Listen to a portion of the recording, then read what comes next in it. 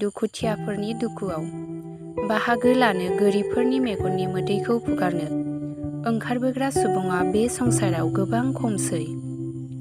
गावनि फारसेल' सानग्रा जालांजोब्बाय सुबुं माहारिया। नाथाय बेनि गेजेरावनो सासे सुबुङा दावगाबोदों दुखुथियाफोरनि मेगननि मोदैखौ हुगारनो। बिथाङानो जादों अराय सुबुं अनफावरि जिसया समफ्रामारि।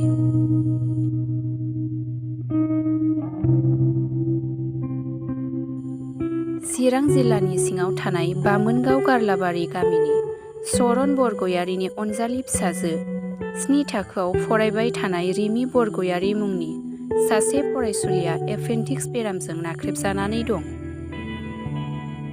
थेवबो बे समाव मदद होनो आरो रिमि बरगयारिनि फरायसा जिउखौ रैखा खालामनो रावबो ओंखारबोआखै, जायनि थाखाय नखरनि धोन सम्फथि जोबस्रांलांजोब्बाय।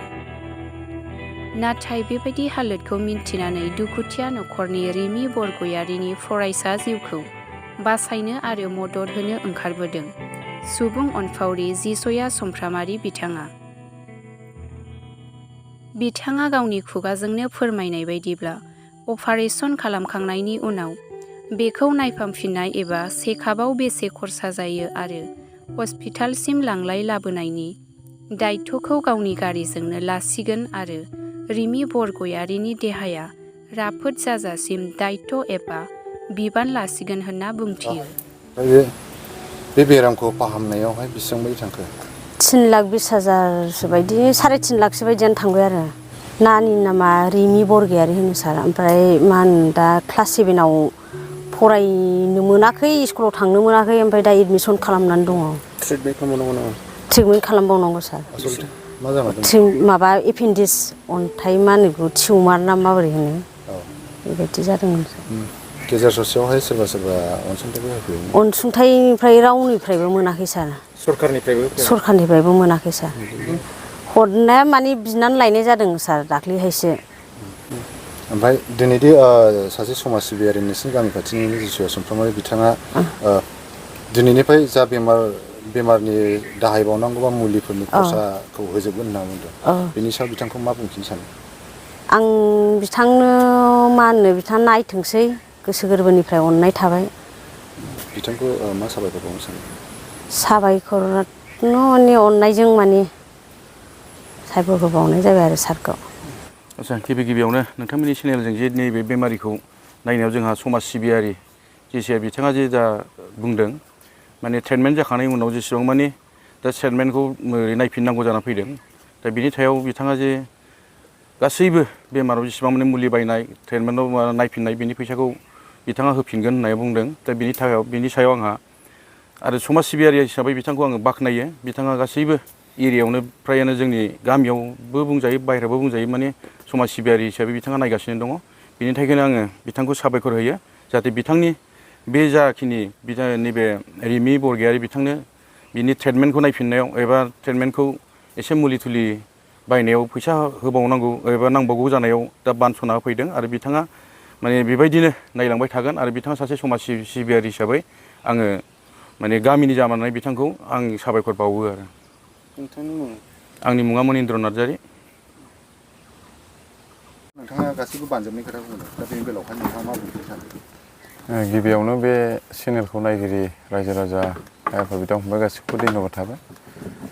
दिनै आङो दाख्लैनि बेलायाव गोबां मिडियानि गेजेरजों बे नानि बिनानावनि सायाव आं माखासे निउसफोर हगारनाय नुदोंमोन आरो आंनावबो सहैदों। आरो जाय बिथां प्रकाश फंबाया दिनै बेखौ निउस न'आव फैलायनानै खस्थ' खालामनानै बिथाङा बे निउसखौ हगारदों, बिथांनि सायाव जोबोद धन्यबाद। आरो बिथांनि थ्रुयैनो जों खबर मोनदों आरो दिनै आंबो बेनि थ्रुयैनो दिनै बेवहाय आं सफैनो हाबाय जे माखासे ट्रिटमेन्टआ जाजोब्बाय होनदों आरो दा माने चेकआपआव थांनांगौ आरो मुलि दावालिनि खनबासो जानांगौ होनदों। दिनै आङो न'खरनि अबस्थाफोरखौ नायनानै माने गोसोआव दुखु मोननाय मोनदों जे दा गावसिनि खरसाया थांदों जाहैबाय 3 लाखनि गोजौआव थांबाय होननानै गावसोर खोन्थादों। दुखुनांथाव, दिनै गावनि थानो थाखाय अबस्था न' गंसेयानो मोजां गैयाबा बेमाराव 3 लाख थाखा गारनांगौआबोथ' मामुलि बाथ्रा नङा। दिनै बेखौ आं नायफैनायजों लोगोसे बे नानिनि जि मुलि बायनाय आरो बिदिनो लास्ट स्टेज माने ट्रिटमेन्ट खालामनाय बेवहाय नानिनि जि बेसेबां खरसा थाङो बेखौ आं होनो थाखाय आं राजि आरो मानो होननानै बुङोब्ला दासो देरफुनाय गथ' क्लास 7 फरायनाय बेहा गोबां फिउचार दङ फिउचारखौ लानानै बयहाबो मोनसे मिजिं थायो बेखौ लानानै आङो जि होनो थाखाय आवगायदों बेयो आंनि थाखाय माने गोसोआव देरगानाय नङा मानो होनना बुङोब्ला मानसिजों मानसि सहाय होलायनाया बयनिफ्रायनो देरसिन धोरोम बेखौ साननानै दिनै आङो जाय बिनानाव बेबो गोबां फरायनानै जाहाथे गावनि थांखिखौ नाजानानै चेलेन्जजों लोगोसे सानसे समाव जाथिनि हारिनि आरो गामिनि मोनसे